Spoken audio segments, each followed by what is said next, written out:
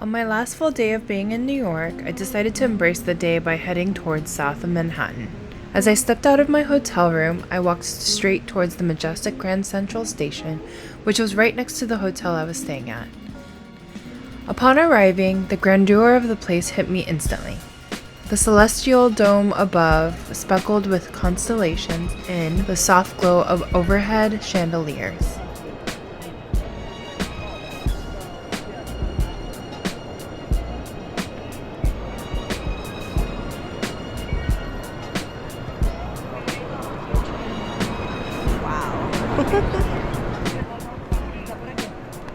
As I took a flight down the stairs towards the subway, I could only think of how efficient transportation systems are here in New York. Compared to Los Angeles, New York's subway system is incredibly efficient and well coordinated, connecting every corner of the city, and is the best mode of transportation for navigating the city's dense network of streets and avoiding traffic congestion.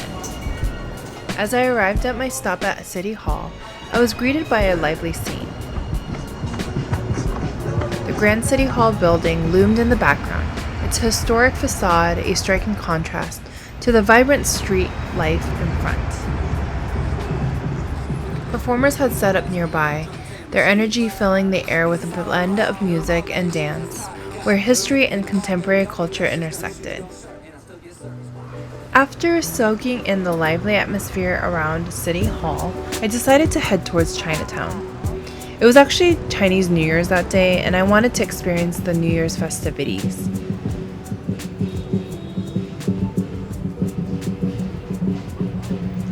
As I entered Chinatown, the air was electrified by rhythmic pounding of drums and the sharp clang of gongs accompanying the lion dance. The lions, dancing through the streets with dazzling colors, seemed almost alive, its movements synchronized with the lively music that was playing all around. From a distance, the streets were already buzzing with excitement as I made my way there. Here, you can see that the lions are starting to visit each establishment to bring fortune and good luck. And the streets of Chinatown were flooded with people in celebration of today's festivities. It was after the performance when I started to get really hungry. The air was filled with mouth-watering aroma of traditional foods, and I couldn't help but to stand in line at this very popular restaurant called Tasty Hand, which served famous hand-pulled noodles and dumplings, which I was planning to order for myself. This was my first meal of the day, and I eagerly dove into the steaming bowl of beef noodle soup. It was the rich, savory broth of the soup that was comforting and so flavorful, while the tender beef and perfectly cooked noodles, which made each spoonful very satisfying. This place being a cash establishment only, I went inside to pay, and from a distance, I could see the staff freshly pounding and twirling and rolling the dough to make the noodles I just devoured moments ago. It was a delicious and much-needed boost to keep me energized for the day's adventures.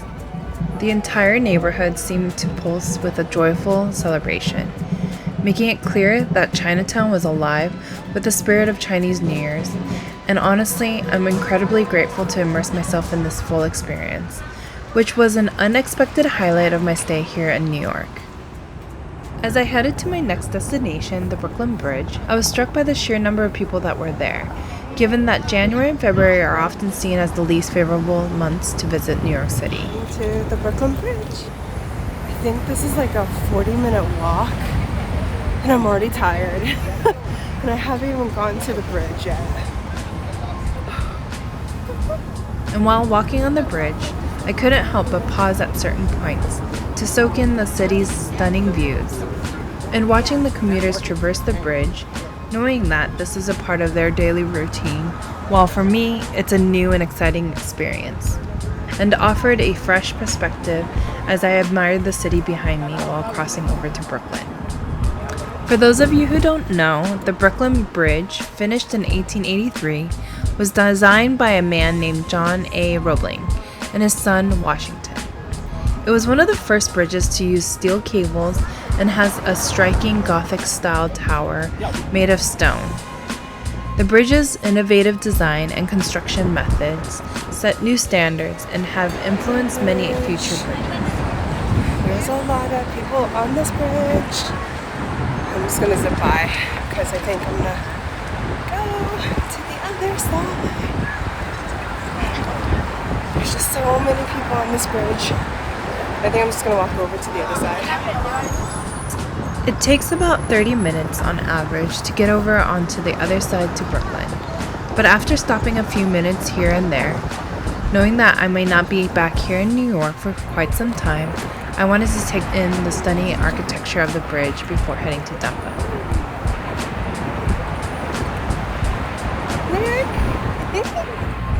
Dumbo is a trendy neighborhood in Brooklyn, which stands for Down Under the Manhattan Bridge Overpass. It is known for its great views of the Manhattan skyline and the Brooklyn Bridge. Many people, including myself, come here to take the famous photo on Washington Street. This area also has a very artsy vibe, with galleries and studios, historic cobblestone streets, and its parks and waterfront. It also has a lot of cool restaurants, cafes, and shops, and although I wanted to stay here much longer, I knew I had to go back. The sun was slowly setting, so I wanted to have enough time to go back. I walked slowly to enjoy the sunset while crossing the bridge, so I could admire and soak in the beauty during my limited stay there. Seeing the Brooklyn Bridge at sunset was a completely different experience from when I first crossed it.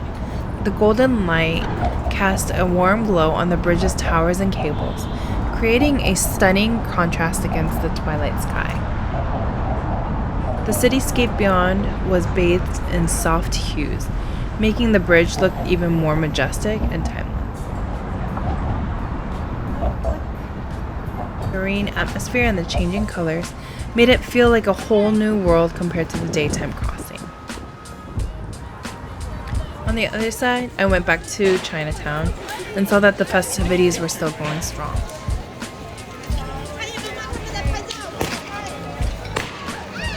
And I was actually surprised, with confetti scattered everywhere and people were still bustling around. It was clear this city definitely never sleeps.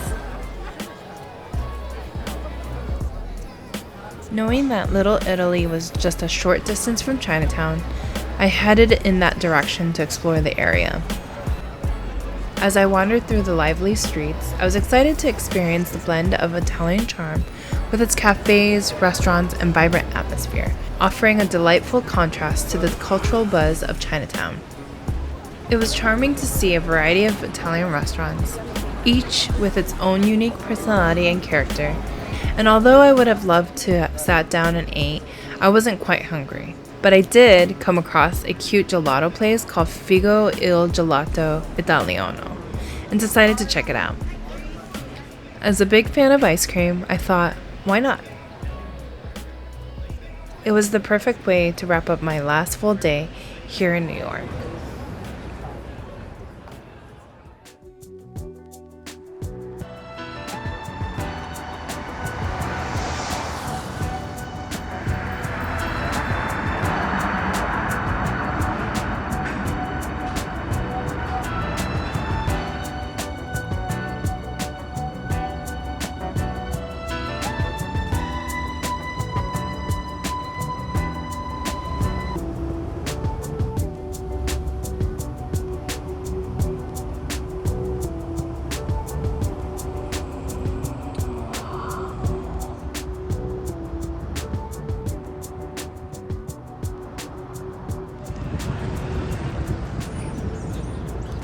Currently at Central Park right now, and today is my last day here in New York. This is actually my last stop before I head over to the airport, but this morning I woke up extra early so that I can pack and then walk around my hotel. I went back to the Grand Central Station just to see what they had there, and it was really cool because they had a few stores inside the station itself. Kind of reminded me of Union Station back home in LA. I saw a few art installations out in the city, and then had breakfast this morning at a Japanese supermarket slash onigiri, I think is what it's called, where it's like little rice balls and they have like fish in them. I ended up getting the salmon and the spicy tuna, and as well as the shrimp. I am quite full, and I was hoping that those would be little snacks, but because I got 3, it's like, yeah, I don't know, my stomach's kind of small now. But I'm too full to even go anywhere else later today. I took them back to the hotel, ate them, and then checked out. After I had checked out, I walked towards the news building, which I thought was interesting because someone outside of my building kind of was asking me if I needed directions to anywhere, and I knew where I was going, but I had asked this local if he had any recommendations, and he mentioned the news building is the original place where I think Superman was filmed. I was able to go inside and saw this huge globe and some clocks as well as historical information. And it was just a really cool experience just because I didn't plan it. Afterwards, I ended up walking towards the Central Park area, and I was able to go into the Apple store here in New York. There's like a staircase that allows you to go downstairs. And I guess every store has like their own unique look, and this one had like circular lighting above it, and then I really like how they have like greenery inside as well. I'm gonna go ahead and walk around Central Park for the next hour and then head to the airport. Yeah, I hope you guys enjoyed my trip here in New York as much as I did, and hopefully I'll see you guys next time. Bye! The delivery of our in-flight service, please don't hesitate to call on any one of us.